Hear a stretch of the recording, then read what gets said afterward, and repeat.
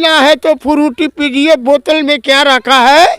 अब पैसा देना है, बात करना है तो हमसे कीजिए, मऊगन में क्या। जमन बात बात संवर को मैं वो गोर का करी, जमन कर दिहले अनार ऊ जोर का बेचत में सोनरा लूटे, टाँकी देत मिलाए ट्रेन में मऊगा लूटे, आँख मुँह चमकाई, दुनिया लूट रहल बा भाई, जग में सभे बालू के बतिया हम कैसे बताई, ई जुदाई जान लेके जाई, दर्द दिहनी ई दिलवा के में आइल है। आज दिन होली है पर रंग में छीट रे दादा, ई महंग दाम के चोली है।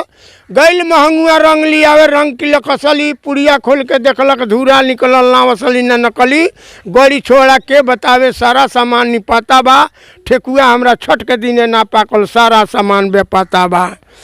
तो दिन दिन महंगाई बढ़ल जाता, भोजन के सरकार चिल्लाता, रात दिन परिवार निरोजन के, एगो लड़का भूइयों में रहता तले एगो रह जाता कोरे में। हेलो नमस्कार दोस्तों, आज हम आप लोग को मिलवाने वाले हैं नाच जगत के सुपरस्टार कॉमेडियन झोटी राम से, जो इनको स्टेज पे आते ही लोगों में हल्ला मच जाता है। जनता के आवाज़ बिहार, जितना आप हमारे प्यारे भाइयों सजनों हैं सबको मैं नमस्कार करता हूँ। सुगंध सिंगार हंसी के बहार लेकर ये झोटी राम जी आ गए हैं। आप लोग कृपया कर गौर कर सुनिए और दिल में ख्याल रखिए। ये बताइए झोटी जी, आपका अभी फिलहाल में एक वीडियो वायरल हुआ है, लगभग 25 से 30 लाख लोग आपका वीडियो देख रहे हैं, क्या आपको मालूम है? हमको मालूम अभी नहीं है, नहीं हम देखे हैं, लेकिन आज आप लोग कह रहे हैं तो हमको मालूम है। तो बहुत खुशी की बात है, बहुत धन्यवाद मैं आपको दे रहे हैं। ये आप बताइए कि आपका वीडियो इतना लोग देखे हैं, उन लोगों के लिए आप क्या कहना चाहते हैं? अब क्या कहना, हम उन लोगों को बधाई देना चाहता हूँ, नमस्कार करता हूँ कि बहुत खुशी की बात हुई कि जो हमारे प्रोग्राम आप लोग देख रहे हैं, बहुत खुशी की बात। तो भाई हमनी के गरीबी दूर नहीं कहोत, काहे नहीं कहो तो 75 किलो बनिहारी मिलता।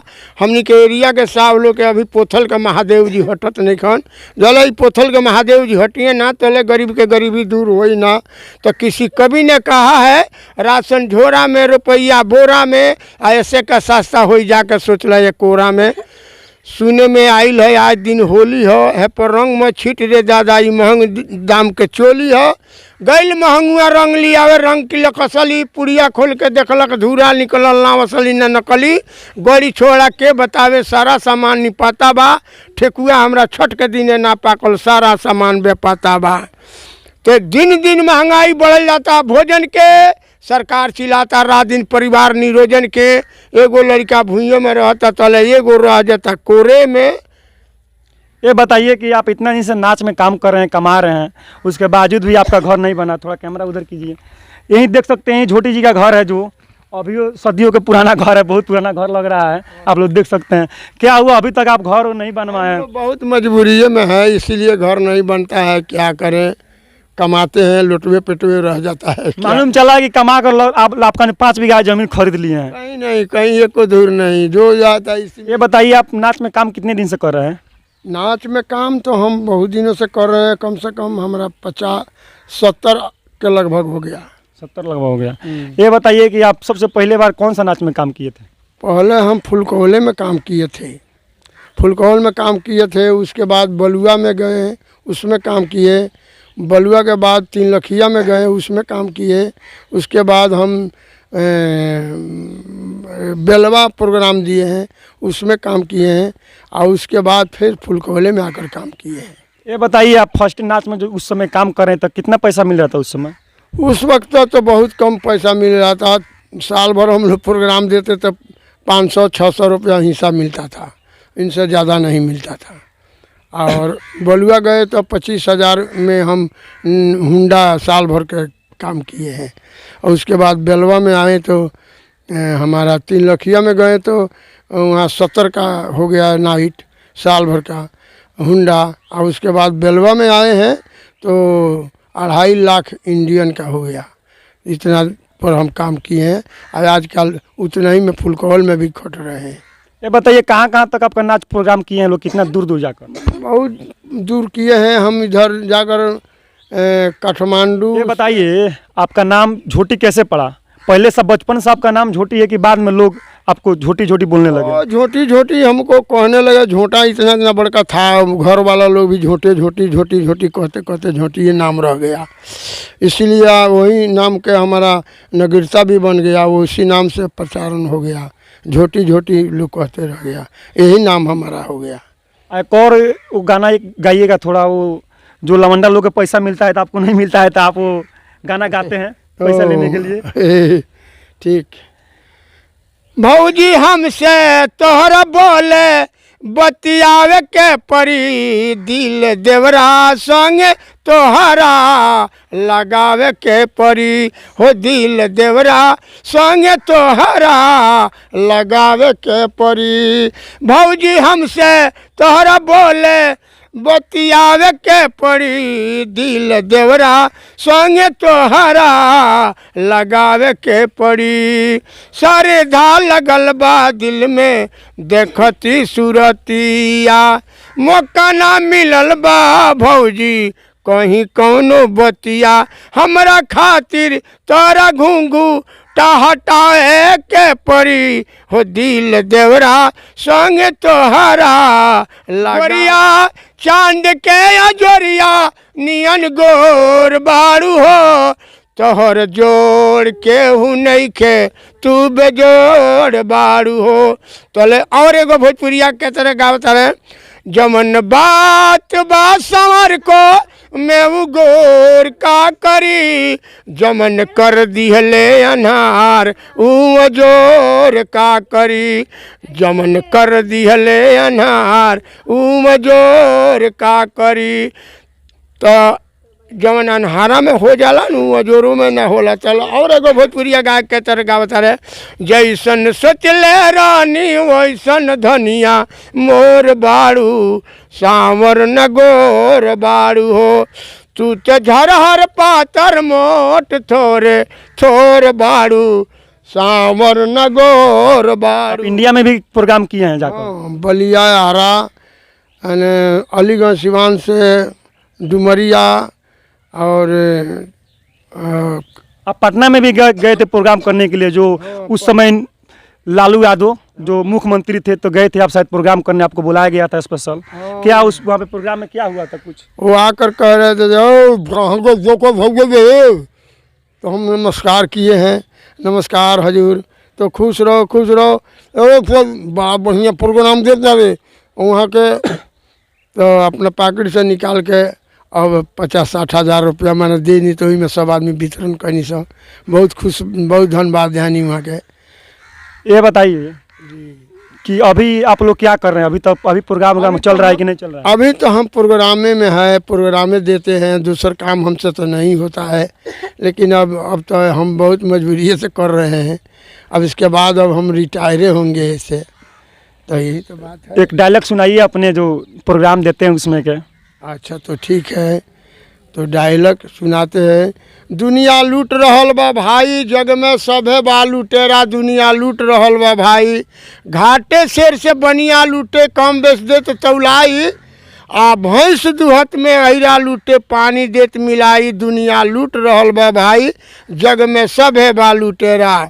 तो सोना बेचत में सोनरा लूटे, टाँकी देत मिलाई, चलत ट्रेन में मऊगा लूटे, आँख मुँह चमकाई, दुनिया लूट रहल बा भाई, जग में सभे बा लुटेरा, दुनिया लूट रहल बा भाई, जग में सभे बा लुटेरा।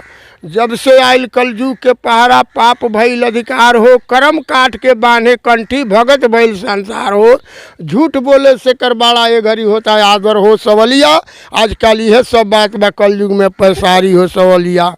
तो जब से आयल कलजुग के पहरा, पाप भइल अधिकार हो, कर्म काट के बांधे कंठी, भगत भइल संसार हो, झूठ बोलता से कर बड़ा होता है घड़ी आदर हो सवलिया, आजकल यह बात बा सब कलयुग में पैसारी हो सवलिया। हो साधु के कोई भीख न देला, तुर के देला जवाब हो, अगर चित कोई बेसवा आवे तो चट दे आवे कबाब हो, हंस के जो बेसवा बोली बिना गेहूँ के न खाएम हो, 4 जना मिल गौरे हटा के चट दे ले कबाब। आजकल यह बात बा कलयुग में पैसारी हो सवलिया। पेट। ये बताइए कि इतना दिन से आप काम कर रहे हैं, क्या नाच से कितना कमाई में लगभग हुआ, क्या क्या किए हुए हैं? यही अपना रोजी रोटी चला रहे हैं, दूसर तो काम है नहीं। खेती बाड़ी बहुत कम है, 2 कट्ठा 4 कट्ठा खेत है, उनसे गुजारा नहीं होता है, लेकिन कमा कर खाते हैं, नाच करते हैं। और लड़का लोग जो है वो भी कमाते हैं, बस यही से रोजी। अच्छा, आप लोग, आपका कितना बाल बच्चा है लगभग? 3 ठो हमारा लड़का है लोग, और लड़की 2 ठो। शादी उदी हो गया है कि? सबका शादी हो गया है, सबका शादी हो गया है, सबका शादी हो गया। अभी तो आप ये प्रोग्राम अभी चल रहा है आप लोगों का, कि प्रोग्राम बंद है? अभी तो चल रहा है, थोड़ा थोड़ा चलता है, कभी बंद हो रहता है। ये बताइए, पहले जैसा प्रोग्राम होता है आजकल की पहले से कुछ कम हो गया है? कुछ कम हो गया है, लेकिन बहुत आजकल दूरी दूरी पर हम लोग प्रोग्राम देते हैं। गांव नगर एरिया जवार में नहीं, बहुत दूर दूर जाकर प्रोग्राम देते हैं। तो अच्छा, एक अपना गाना एक सुनाइए, गाना गाते हैं जो बहुत लोग जानता सुनना चाहती है आपको गाना। दिल के बतिया हम कैसे बताई, ई जुदाई जान ले के जाई, दर्द दिहनी ई दिलवा के भीतर, कैसे जियम हो दो ता पीतर। दिल के बतिया हम कैसे बताई, ई जुदाई जान ले के जाई, दर्द दिहनी ई दिलवा के भीतर, कैसे जियम हो दो ता पीतर। कहले रहलू साथ रहे के वादा कहे भूल गईलू, अब न जामी पीरतिया के दोई, ई जुदाई जान ले के रही, दर्द दिहलू तू दिलवा के भीतर, कैसे जियम हो दो ता पीतर। ब्रह्म बाबा बिना पुरी के मनी है ना, ए पागला है समझाने से समझे ना, ब्रह्म बाबा बिना खैले कुछ मनिए ना, ए पागला है समझाने से समझे ना। दुनिया मांगे सोना चांदी, हम मांगी मेहरारू, दुनिया मांगे सोना चांदी, हम मांगी मेहरारू, बिना मेहरारू के घर निकला गे ना, ए पागला है समझाने से समझे ना। मेहरारू के नाम लेने पर सब आदमी हंस रहे हैं, लेकिन वो बूढ़ऊ जो है काका वो नहीं हंस रहे हैं। उनका घर का चिंता हो गया, लड़का बोर्डिंग में पढ़ता है, पढ़ाई को फीस देना है, वही चक्कर में बूढ़ऊ काका पड़ गए हैं। उनका विचार हो गया है कि घर के चिंता छोड़ के हम जाके साधु हो जाती, जाके अयोध्यापुरी में हम लामा जटा बढ़ौती, अब बिना साधुआ इनके पूजा हुई है ना, ए पागला है समझाने से समझे ना। आप लोग देख रहे थे झोटी राम का इंटरव्यू, बहुत अच्छा इंटरव्यू रहा। आप लोग उनको प्यार दुलार दीजिए, ऐसा ही से अच्छा और भी वो कॉमेडी निकालेंगे। ठहरिए ठहरिए ठहरिए ठहरिए, पीना है तो फ्रूटी पीजिए, बोतल में क्या रखा है। अब पैसा देना है, बात करना है तो हमसे कीजिए, मऊगन में क्या रखा है।